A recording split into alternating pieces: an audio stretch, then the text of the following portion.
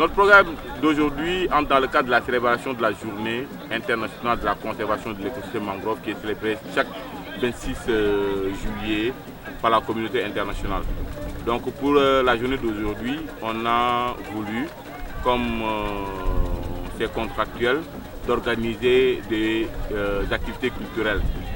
C'est-à-dire une activité durant laquelle on fait de la communication de masse, on fait de la sensibilisation de masse en passant par la culture. Ce qui nous réunit aujourd'hui, c'est la journée du 26 juillet. La communauté internationale a choisi la journée du 26 juillet pour commémorer la journée de la conservation de l'écosystème mangrove. Quand on parle de mangrove, on ne peut jamais enlever Ouida et Grand Popo.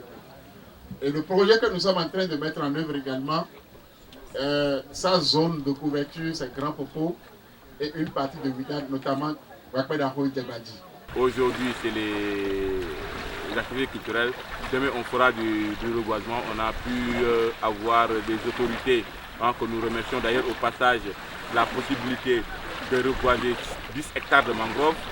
Demain, on va lancer cette campagne de reboisement-là avec 1 hectare que nous allons reboiser avec l'association du Pau. Donc 6 000 plants sont déjà, 5 000 plants sont déjà disponibles.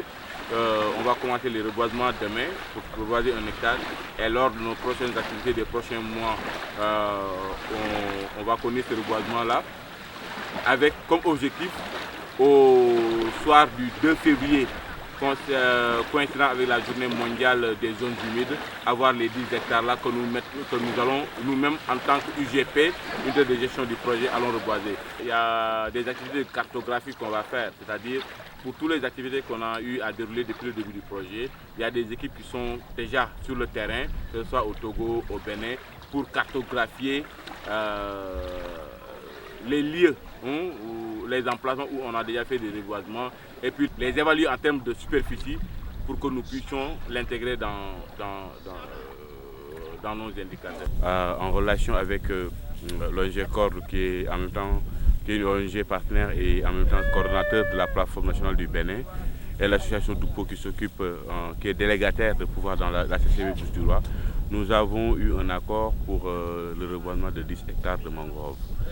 Et afin de lancer ce partenariat, je l'appellerai ainsi, nous avons lancé aujourd'hui le reboisement d'1 hectare de mangrove dans la localité, dans notre zone d'intervention.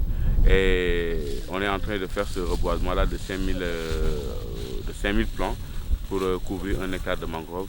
Et au cours de nos prochaines activités au Bénin, nous allons continuer progressivement avec comme objectif de finaliser le reboisement de ces 10 hectares de mangrove.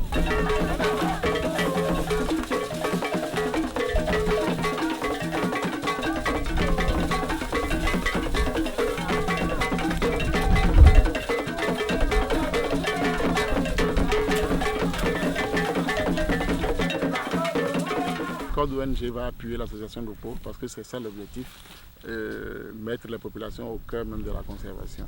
On va appuyer la population Doupo qui va faire le suivi ici et nous on va venir en appui technique. Je tiens à remercier toute la population, toute la communauté béninoise au nom du directeur régional de l'UICN, M. Aliou Faye, qui aimerait bien être là. Mais nous espérons qu'avant la fin du projet, il pourra venir constater lui-même toute l'étendue du travail qui est fait sur le terrain.